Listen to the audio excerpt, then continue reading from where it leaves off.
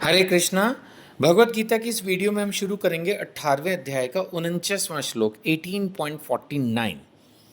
यहाँ भगवान फिर से एक तरह से शुद्ध भक्त की परिभाषा देने की हमें प्रयास में, ये तो नहीं कहूँगा कि भगवान कोशिश कर रहे हैं, भगवान एक शुद्ध भक्त की डेफिनेशन दे रहे हैं 49 श्लोका में। 50th में बोल के फिर 51, 52, 53 में और ज़्यादा अच्छे से उसको डिटेल में एक्सप्लेन करेंगे। मैंने देखा है भगवान ने भगवत गीता के करीब करीब हर अध्याय में ये 3-4 श्लोकों को जोड़ जाड़ के एक बार में सारा रिपीट किया है कि क्या अच्छा भक्त होता है। खैर, वो हमें मिलेगा 51 से 53 में श्लोक संख्या। अभी 49 में 2 लाइनें भगवान कह रहे हैं जो आत्म संयमी है। भगवान ने संयम की बात बार बार की है और अनासक्त है, यानी आसक्ति नहीं उसको।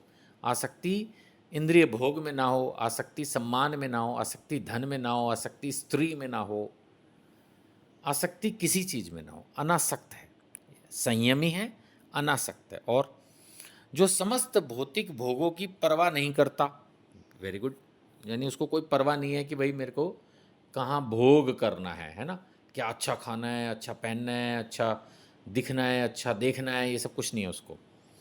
वह संन्यास के अभ्यास द्वारा, संन्यास तो फिर हो ही गया, एक तरह से संन्यास का मतलब फिर वही कि भगवा वस्त्र धारण नहीं किए हैं, बट एक तरह से उसने कर्म के फल की आसक्ति को त्याग दिया, यही सबसे बड़ा संन्यास है। भगवत गीता का मैसेज यही है। वह संन्यास के अभ्यास द्वारा कर्म फल से मुक्ति की सर्वोच्च सिद्ध अवस्था प्राप्त कर सकता है। मैंने पहले ही कहा, कर्म फल, एक्चुअली कर्म के फल में ही तो सब उलझे हैं।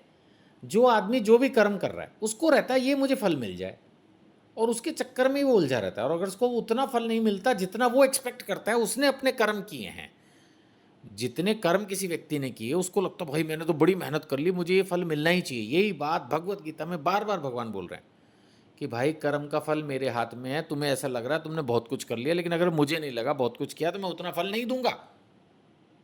फिर आप नाराज मत होना, ना मुझसे ना दुनिया से, जितना मिला उसी में संतुष्ट रहना होगा। इसीलिए भगवान कह रहे हैं आत्म संयमी, अनासक्त, ये सब चीज़ें भगवान इसीलिए बोल रहे हैं। भौतिक भोगों की परवाह नहीं, जितना मिल गया उतने में संतुष्ट रहो, सुखी रहो, तभी भजन कर पाओगे, तभी भजन कर पाओगे। एक और श्लोक लेंगे, फिर वो 3 श्लोकों की जो एक साथ है वो हम अगली वीडियो में लेंगे। भगवान कह रहे कुंती पुत्र, जिस तरह इस सिद्धि को प्राप्त किया हुआ व्यक्ति, सिद्धि को प्राप्त किया हुआ मतलब जो परफेक्ट भक्त है, परम सिद्धावस्था अर्थात ब्रह्म को, जो सर्वोच्च ज्ञान की अवस्था प्राप्त करता है, उसका मैं संक्षेप में तुमसे वर्णन करूंगा, उसे तुम जानो। भगवान फिर से एक भक्त की परिभाषा दे रहे हैं। और अगर मैं गलत नहीं तो भगवान ने 12वें अध्याय में भी ये परिभाषा दी, भगवान ने 13वें अध्याय में भी ये परिभाषा दी, भक्तों के गुण करके 16वें अध्याय में भी ये परिभाषा दी, और अब 18वें अध्याय में भी, जब भगवत गीता काफ़ी हद तक समाप्ति की ओर जा रही है, भगवान एक बार फिर से समराइज करेंगे कि मैं किस व्यक्ति को अच्छा भक्त मानता हूँ, अच्छे भक्त की क्या डेफिनेशन है। ये अनेक बार भगवान ने भगवत गीता में बताई है, एक बार और, क्योंकि वैसे भी ये समरी चैप्टर है, पूरी भगवत गीता को संक्षिप्त रूप में भगवान रिपीट कर रहे हैं। तो 18वें अध्याय में ये भगवान ने फिर से कहा, और इस श्लोक में 50वें श्लोक में याद बोल दिए कि उसे मैं संक्षेप में तुमसे वर्णन करूँगा, उसे तुम जानो, उसे तुम सुनो। तो सुनने के लिए तैयार रहिए। अगली वीडियो, उसके अंदर हम भगवान के ये वाणी जो एक्सप्लेन करेगी क्या शुद्ध भक्त के लक्षण होने चाहिए, उसको हम अगले 3 श्लोकों की श्रेणी में एक साथ जो मिलेंगे हमें, उसमें हम सीखेंगे। हरे कृष्णा।